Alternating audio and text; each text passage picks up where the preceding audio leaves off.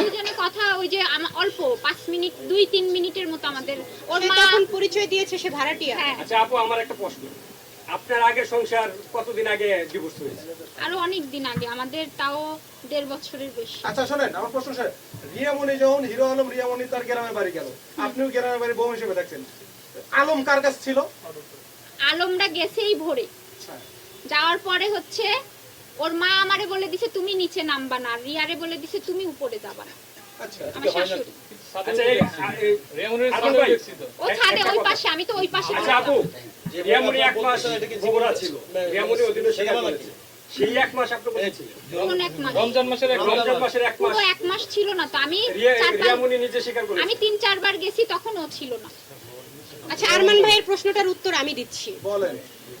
বগুড়াতে মিথিলা ছিল সিক্রেট স্ত্রী, সিক্রেট যেটা লুকানো, ওটা জানতাম। কিন্তু রিয়ামণি ওপেন, রিয়ামণি তো তার স্ত্রী। সেইখানে আমি যখন বগুড়াতে যাব অবশ্যই মিথিলাকে লুকানো হবে, এটা তো বোঝার কথা তাই না? আমি আসার পরে মিথিলাকে আমার লুকিয়ে মা রেখেছে মারা আমার গেছিল। সামনে থেকে। আমি ছিলাম, আমার মা মারা গেছিল, হুট করে আমি চলে আসি, তারপরে ওরা যায়। আপু আপনি কি কখনো মিথিলাকে দেখছিলেন রিয়ামণি? হ্যাঁ মিথিলাকে দেখেছি, কিন্তু বলেছে ভাড়াটিয়া, মিথিলা ভাড়াটিয়া তার বাসার। আমার একটা প্রশ্ন আছে, কিন্তু আপনার ভাড়াটিয়া আপনার আপনি একটা- বলছেন যে 1 মিথিলা মাস আপু, ছিলেন, রোজার মাসে 1 মাস ছিলেন, তখন মিথিলা ছিল না, এক তখন মাস। এখন সে বলতেছে আপনাকে দেখি নাই।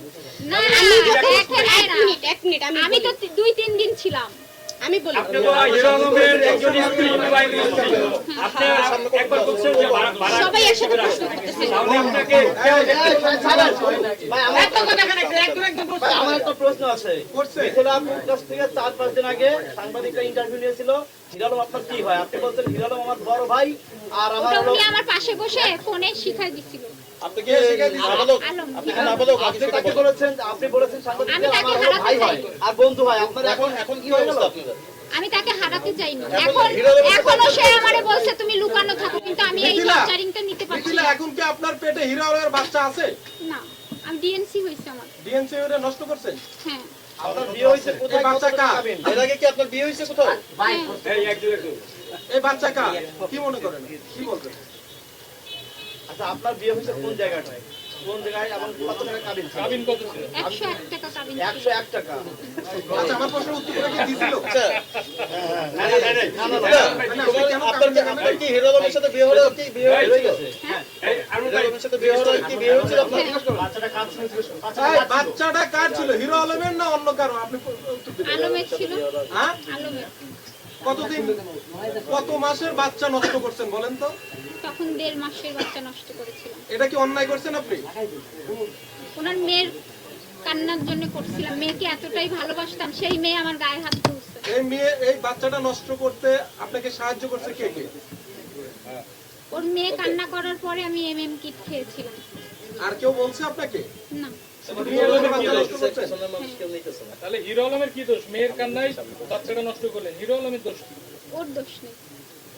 একসাথে দুই তোমার স্ত্রী বাচ্চা নষ্ট সমাজে করেছো মতো তুমি, মালিক। তুমি হিরো আলম সেটা জানে না?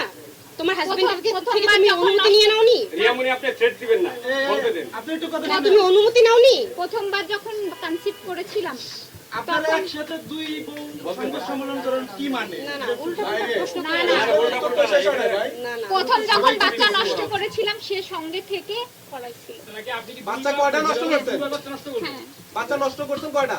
2টো। প্রথম বাচ্চা কে নষ্ট করাইছে? ও নিজে। ও কি নাম বলেন? আলম, হিরো আলম আলম, বললেন। হিরো আলম। আরে স্বামীর নাম ধরে নিতে নেই। হিরো বলতে হবে, হিরো। ওরে তো আলম বলে বাংলাদেশের মানুষ চেনে না, হিরো আছে।